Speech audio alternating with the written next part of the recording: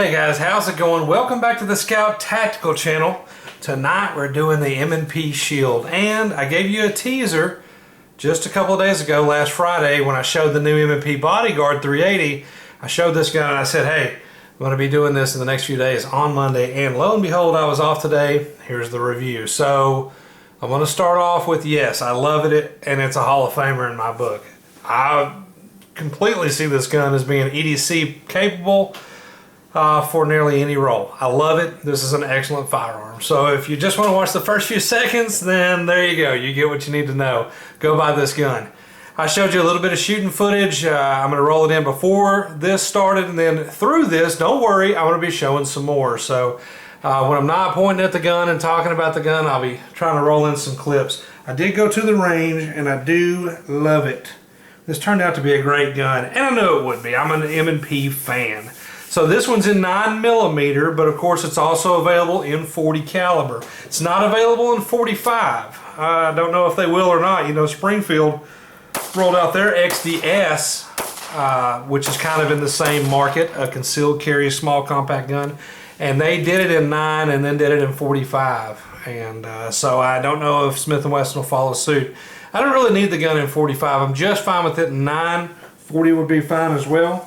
But 9 is going to be my preference on this one. And I have a few other guns to roll in and show you some comparisons on if you're thinking about buying this gun. So let's talk features. First of all, it was, until the Bodyguard 380 came out, it was the smallest member of the M&P family. So it is a small gun. Don't think that you're going to get a big full-size gun, but with the extended mag in, I'm a full-size guy and I can grip the gun fully. No fingers hanging off the bottom like happens on some other models. So that's a good thing. Of course, it does extend a little farther down. The gun has a 3.1 inch barrel, which is they call it a 3 inch, but it's really a 3.1 inch barrel. The distance here to here. All in all, 6.1 inches overall length. So 6 inches, very small gun, right? It does limit the sight radius a little bit, but the gun is not meant for match performance, although it was extremely accurate. It's meant for concealed carry, self-defense, up-close personal type work, correct? This could also be a backup gun in a law enforcement situation, I'm thinking, something like that. It will fit in a tiny holster even on your vest. So, an excellent gun. In 9mm, it comes from the factory holding with two different mags. It's either 7+1 in this mag or 8+1 in this mag, and I'll show you. See the little finger extension? Which some guys on the web have been talking about, that it's movable, and it is. I got it to slide at the range. Yeah, there you go. So it slides right up, you know. It didn't do that to me while I was shooting, though. I had no problems with this sliding around. So just a little side note, that seems to be a big deal to a few people. Oh, that spacer will slide, but it didn't slide on me. It is movable, but it wasn't moving, so it's good to go. This is the, if you can see that, 8+1, that's the 7+1. Now the 7+1 just fits flush. It has no base plate, which also covers this as well, as you see. It has no extended base plate, pardon me. And it does leave a little bit on the grip. As you see, now I have a finger hanging off. And now you're thinking concealed carry gun, right? Because that's how a lot of them do. With the magazine in, oh, full grip, and I'm good. It's also extremely thin, 0.95 inches thick. And that seems to be the magic number on concealed carry. Anytime you can get a concealed carry gun under an inch thick, that's the ticket. It has real sights. Didn't see night sights as an option. Maybe they'll come in the future, though again, this is up close and personal. I don't think you're really going to be using the sights too much, except maybe the front post in an across the room situation, or you know, 20, 30 foot situation. I don't know. You know, I can't predict what's going to happen to you, but it does have real sights. Doesn't have a night sight option. It's super thin. It doesn't have the interchangeable back straps that you've come to know on the other M&Ps. That's okay. This one's perfect, in my opinion. I'm 6 foot 225. The gun fits me perfectly. I've let my wife hold it. I've also let my 15-year-old son, who's skinny as a rail, hold it. It fit them well too. So the 0.95 inch thickness seems to be fine. It doesn't need a larger or smaller back strap as far as reach to the trigger, all that good stuff. It looks like an M&P, it works like an M&P, and it shoots great. Just so you know, at the range, it's hard to convey in these videos feelings and personal opinions, and they are just my personal opinion, but some small guns, when you're shooting them, you're kind of wishing it was over. When's the mag gonna run out? I hope you can relate to what I'm trying to say. And then in this gun, when you're shooting it though, the whole time it's, I love it. I'll take some more. Give me some more. Do I have another mag loaded? Because this thing is a pleasure to shoot. It's fun to shoot. Very low recoil, very low muzzle flip. Of course, it's 9mm, so I don't expect 44 Magnum kick or anything, but easy to shoot. If you're looking to take your concealed handgun test, you're wanting to learn to shoot, maybe you're a smaller frame shooter, oh yeah, Shield all day long. And remember that the price will go to value. Price is super awesome on this gun because most guys are selling it $399, maybe $450, you know, depending on your market. I've even seen a couple on Gunbroker in the $360 mark because people are trying to get rid of them, not sure why. I waited over a year for mine. So they're not that easy to get, but they are there if you have the money. You see a couple of comparisons real quick just to kind of give you a frame of reference. There's a full-size duty style, EDC style pocket knife, 511. So it's, you know, about that size. You got to remember, this is going in my pocket. So this whole gun grip can go in your pocket, right? This is the flashlight, the little Streamlight Micro Stream. There you go. So the frame, the grip and everything is just that long. It's very concealable, very compact. Again, $399. It does have a unique, mine doesn't have the cocking indicator. If you see, there's a new California and maybe Maryland or something, I'm not sure, another version of the commie states. And when it, just like on the Ruger series of SR pistols, when it's loaded, a red flag pops up right here. Mine doesn't have that. It's just the typical standard model M&P Shield 9, but that is an option for states that require that. The right here, slide drop, standard M&P affair. It's very flush, if you can see, very flush. Does not stick out much. I don't normally use this. I did hit it a few times at the shooting range just to show you guys. I just pull the slide and let it go forward if it's empty. And it does have the safety. Now, I talked about on the bodyguard, and man, I can't believe I forgot to bring the bodyguard in there. I'll go get it in a minute. On the bodyguard, if you flip the safety, it locks the slide, not on the Shield. See that? It does lock the trigger up. Safety's up. No trigger. Can't do a thing no matter what state it's in. But I can open the slide. So, in theory, the advantage of this is I could drop the magazine with one in it loaded, which it's not. I could put the safety up. So now my firearm's very safe, fish, and then I could take the round out that way, you know, pull the racket out, make it flip out. So that's pretty cool. It does lock the trigger. I don't use safeties because I'm used to full-size duty guns and M&Ps and what have you.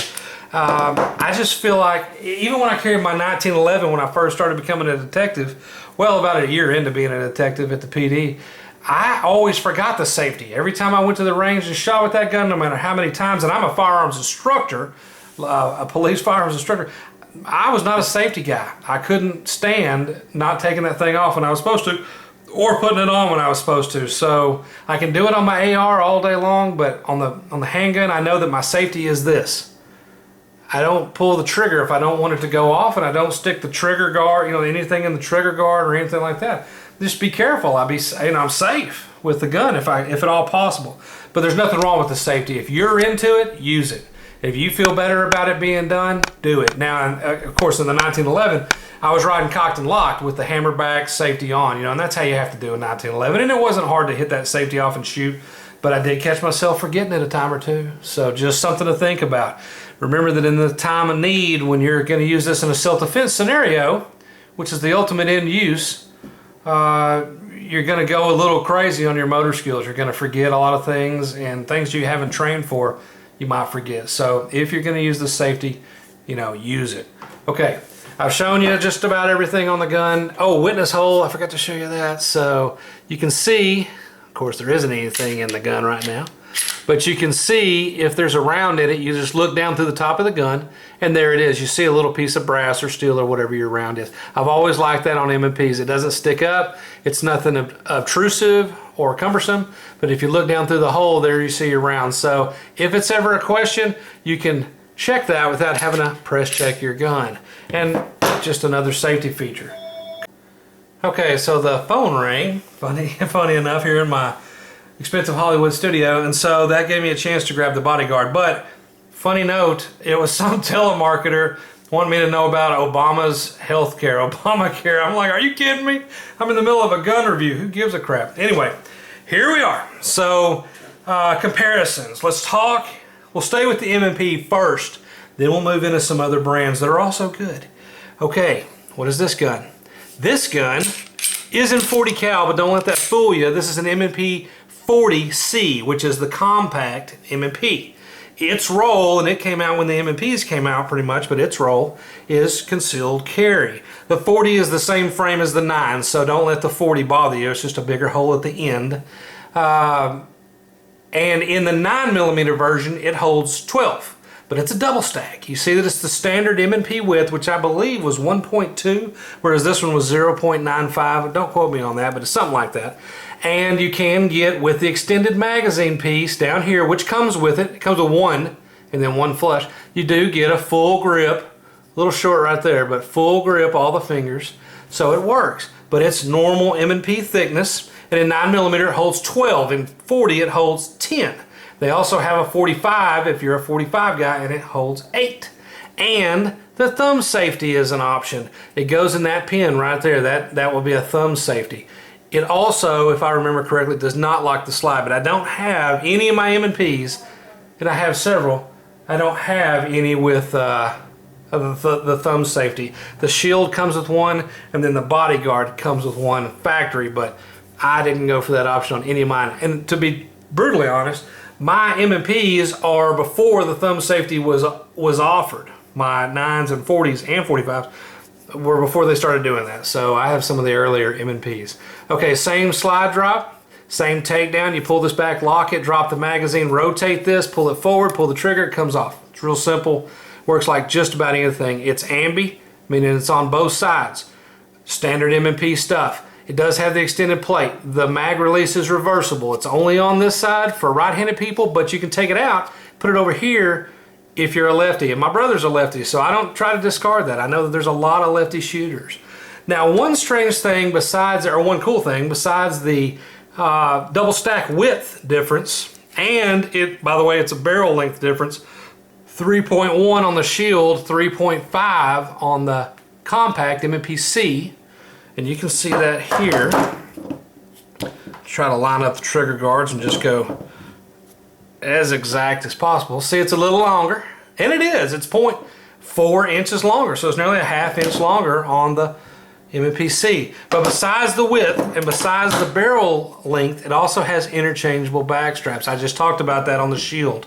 Remember that you drop the mag, you twist this, take it out, and the back strap comes off. You can put on small, medium, or large, and that is cool, and that is a selling factor. But again, M&P is $4.99-ish. Some, you know, $5.50, $5.29, depending on your store, whereas this gun is $100 less. So you don't get the interchangeable back strap. You have, it looks like an interchangeable back strap, but you do save $100, and it's thinner, and it's shorter, and it's more compact. This is truly a concealed carry package, whereas this is, the reason I caught this was I carry the full size 40 as a police officer, as a patrolman. I carried the full size 40, and I got this because it was in my little bag, or my active shooter response bag or whatever. It was in there as a backup gun that was somewhat full size, but it took the full size 40 mags, which stuck down the bottom. So I had a gun that would take my patrol gun mags. That's why I originally got this gun, and I love this gun. It does shoot really good, but much smaller, much easier to conceal because it's thinner on the 9mm. I love the Shield, and I love this one. Sticking with the Smith Wesson family again, then we're going to switch off to a couple of brands. POW. You guys saw this Friday. This is the regular bodyguard, but they also make it without the laser, as I was showing you Friday on a no laser M&P bodyguard is the new one. So 380. Now you've downgraded in cartridge. Same projectile coming out, but it's going a little bit slower. They're both 355s. So look at this size difference. Yeah, pretty noticeable, right, guys? What do we have? 2.7 inch barrel, if I'm correct here. 13 ounces, and I forgot the weight on that one. 19 ounces on here, 22 ounces on the M&P compact. So 22, 19, 13, or 12. Pardon me, 12. It's 11.85 in the other version. So now look at that guy right there, 0.65 if I remember inches thick, 0.95 inches thick. You see the difference. Okay, here's the M&P compact. You see the difference. Yeah, it's definitely there. Don't let the cameras are always crazy with depth perception, but the bodyguard. Okay, 6+1, but in 380. 380. 9mm. Okay, you get a little more with the 9mm. 12 or 13 or 1400 feet per second, 900, 1,100, maybe 1,000 to 1050. I said 1,100, and you guys already ragged me about being from Texas. Okay, so as you see, just so you know, a little side note, has nothing to do with the video. 380 started out, the Germans call it 9mm Kurz, K-U-R-Z, if I remember, maybe T-Z, I can't remember, but that just means short, and that's all it is. The 380 Kurz, K-U-R-Z. It's written there on my Walther PPK. So the 380 is just a short 9. That's all it is, right? They're both 0.355 projectiles, diameter projectiles. So one just has more powder, so it goes faster. It's a longer case. So 9mm, upgrade in power over 380. Now that other gun I showed you in 40, let me throw those there so you can see them. 40, I'll show you the 9. Now 40 is 0.400 on the projectile, which is the, what people call the bullet. I know a lot of people call the whole thing a bullet, but that's actually a round of ammunition. But there you go. So the 40, a little longer case, a little slower normally because it's 155, 165, or 180 grain projectile. But we've gotten into this when we talked about 40, 45, and 9. Do you have big and slow or small and fast? There are advantages to both. So, but the 40 generally going about 1050 to 1150 on the feet per second, but it's a lot heavier bullet. So, and it's bigger in diameter. So just a little comparison there. Okay, so bodyguard is way more concealable because it's literally a pocket gun. But of course, it's only 6+1 in a 380 configuration with less than a 3-inch barrel. So you have a smaller sight radius and you have some little blacked out sights. A lot more full featured with a full grip here. You see the grip of the 380. Ding, ding. This one's hanging off. Put the mag in there. Yeah, so you get the 2 on 1 off deal, which is fine. That's the best shooting 380 I've ever seen. So if that's what you're looking for, go for it. That's one of the best 9mm compacts I've ever seen. So if that's what you're looking for, go for it. All right, so let's step into famous land and show you 2 other famous and very popular guns. I like these guns. I've had both of mine for years. First, we'll go over here. This is the Walther PPK, James Bond's gun, right? Everybody knows this is James Bond's gun. That's why I had to have it. I've had this gun since probably 2007 or 8, somewhere in there, and I like it. I used to have some wood grip panels on it, but I really like the gun. You see with the mag, full size. I have concealed carried this gun, although brutally heavy because it's all metal compared to polymer and metal. Right? This is a metal slide polymer frame. That's kind of the standard, but these are metal guns. This is a totally different operating system with a fixed barrel and all kinds of stuff than this, and it's in 380. So again, it's down a notch from 9mm in horsepower, but an excellent gun, easy to hold on to, and it was James Bond's gun, so it's super cool. Let's show you a little size, right? It's a little bit shorter than the Shield, but it's thicker than the Shield, and again, it's probably double the weight of the Shield. Maybe not double, but it's getting there. Okay, Kel-Tec PF9. All the Nothing Fancy fans love this gun, and I like this gun. This is my personal gun. It also has some options, this Crimson Trace laser guard, which I just put on there because some customers were asking me about it years ago, and probably 2005 or 6, and I never took it off. So it's fine. With this gun though, look at this. See the extension on the grip? And I know Pierce has the little longer thing, and I think Metgar, somebody's making the 10 rounders, but this is a 9mm. This is a 9mm, so you're tied on caliber, but it's 7+1. This, with the extension, is 8+1, so it's one more round. I don't think that's a deal breaker by any means. This is also thinner. I believe it's 0.88. I'll have to look it up. And at 13 or 14 ounces is also lighter. But remember when I told you some of those little baby guns, you're praying for the mag to be empty because you want this bad ride to be over? This is one of those guns. And I'm not trying to break your hearts. I have this gun. I like this gun. As you see, the filth on this gun, I've carried this thing for years in a concealed carry role. But it does have little 3-dot sights, even though they're way tinier than the ones on the M&P. See the width there? Pretty close, but it beats it. It's lighter. It's also a little shorter barrel. I'm gonna lay this down, lay that up there. A little shorter barrel, okay. But this gun kicks like a mule, and it's not fun to shoot. It's fine, you can do it, but every time you're like, Lord, please let this stop, because it's kind of brutal. It's gone to the point where it's so light that now it's kind of tough to manage. I'm gonna be honest with you, but you see I've got the clip on the other side. You can stick this thing in your jeans pocket. You can stick this in an LBE vest pouch. All kinds of options, backpacks, you know, this, if you're looking for a super small 9, I think this has to be the industry setter. I'm not aware other than the LC9 from Ruger, and I think this one's even smaller by a few specs. This has to be the #1 small 9mm that's out there, but it's not the most shootable, okay? It's not the most shootable. Trying to paint a picture for you guys, maybe that aren't as into guns, or maybe you're just learning. Let's use cars and trucks, because more people are familiar with cars and trucks maybe than they are with guns. Okay, what's the best truck? Ah, gotcha. Because there's no answer, right? Ford, Dodge, Chevy, all of them make good models, some better than others. They make light duty, medium duty, heavy duty, super duties. They make dualies, they make single wheels. Sometimes they're gas, sometimes they're diesel. Different bed lengths, different cabs, different trim levels. You understand where I'm going with this? Well, the same exists in the gun world. So there's no best gun. If you're looking for it, you can stop. But there are guns with different features that let them fit better in some roles than others. Does that make sense?